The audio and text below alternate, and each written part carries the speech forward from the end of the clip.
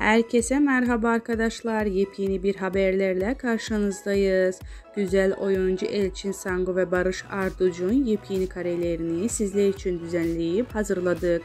Arkadaşlar bildiğiniz gibi Elçin Sangu ve Barış Arduç Kiralık Aşk dizisinde birlikte rol almıştı. Birlikte rol aldıkları dizide sevgili olmuşlardı. Sonra istenmedik nedenlerden ayrılmışlar. Barış ve Arduç ve Elçin Sangu'nun yepyeni ve güzel karelerini sizler için topladık, düzenledik ve hazırladık. Buyurup izleyebilirsiniz. Umarım beğenirsiniz.